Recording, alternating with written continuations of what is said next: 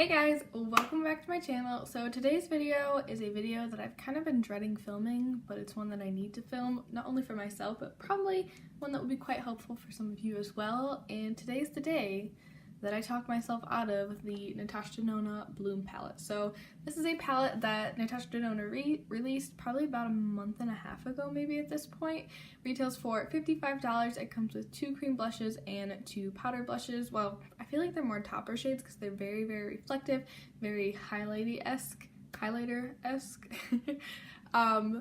But I have been drooling over this palette since it launched. I think the packaging is absolutely stunning. I've never tried anything from Natasha Denona, and I'm really getting into cream products and a very glowy cheek. As you can see today, I got quite a glow going on. But I can't spend $55 on 4 blushes. That's ridiculous, especially when I know I own similar products or I may not even be able to use all of the shades in that palette. So I unfortunately have not been able to get to Sephora to actually swatch this thing out for myself, but I have seen tons of swatches on Instagram. I've seen people use it in videos, so I feel like I have a pretty good idea of what the shades in there look like and how they would look on my skin tone. So the first reason why I definitely do not need this palette is because I'm pretty sure I couldn't even use all the shades. There's that gorgeous, gorgeous red cream shade that I probably wouldn't use very much, and I'm pretty sure the highlighter is too deep for my skin. So yeah, let's hop into some products that I already have in my collection that I think could give me a very similar look that you guys might also have in your collection. So let's start out with the cream portion of this palette. So I do not own a blush palette that is formatted like this, but I do own these products separately. So the first cream blush is kind of a nice corally pinky peachy shade, and to dupe that I'm going to dip into my Flower Beauty blush balm in the shade Pinch. You guys, this is an amazing product. I believe it retails for like 11 bucks at Ulta, but these are so wonderful. Honestly, they're the first cream blushes that I've ever tried, but they are so incredible, you guys. The formula is so easy to use. It's foolproof. These are just good products, and I swatched way too much on my arm, but there's that right there. And I feel like this really does resemble that kind of nice light shade. I'll pop in swatches right here while I'm talking so you guys can kind of see comparison, but I feel like this does kind of resemble that light shade that is in the palette, and this one I already own and it's 10 times cheaper. So the next one is a beautiful deep dark kind of berry shade. Let's be real, I've heard that you can sheer this out on your skin, but it's probably going to be too deep for my skin. So something that I already own that could probably give me a similar look is a red lipstick. This one is from Smashbox. It's in the shade Legendary. So this actually looks pretty darn close to a concentrated swatch, which I'll insert right here of that Natasha Denona one. And sheared out, I'm sure it would give me a very similar look on the cheeks. This one I might have to be a little bit more careful with than like the actual Natasha Denona blush, because that one is specifically formulated for your cheeks and this one is formulated for your lips. But is it really that big of a deal? But for how little I would get use out of that deeper shade, I could just dip into a lipstick. Another option to kind of dupe that would be to pick up another one of the Flower Beauty blushes. They have one in the shade Bitten, which I'll insert a picture of right here. That is a very beautiful deep dark kind of reddish shade. So here are those two swatched out together. I will insert swatches of the whole palette and kind of side by side compare them at the end of the video, but for now we're just going to do this.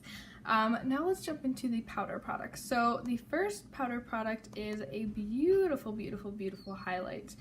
I've seen so many different pictures of this. I feel like it looks a little bit different in each picture, but from what I can tell, it's kind of a beigey highlighter. In the swatches, it looks like it's a little bit chunky, a little bit glittery, which I personally don't love, so I'm okay with skipping out on that aspect of it. But tonally wise, it kind of reminds me of the highlighter in my e.l.f.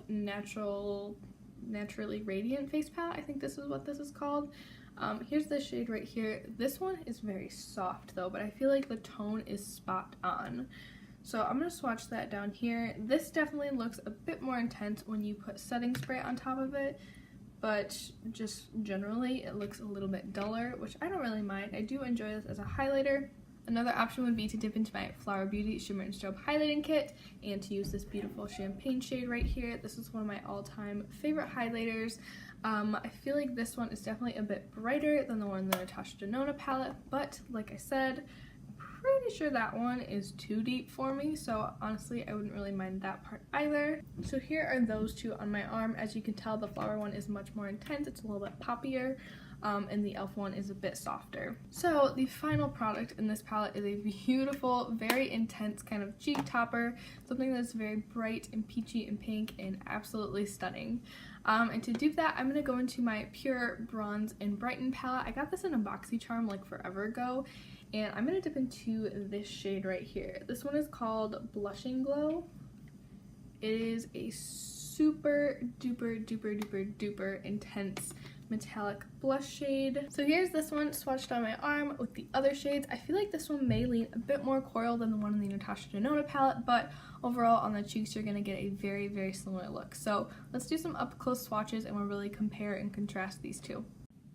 Alright guys, so based on the swatches that I have seen, the major differences are that the Flower Beauty blush isn't quite as glowy as the Natasha Denona one is. I believe that one has some degree of shimmer in it, or metallicness to it.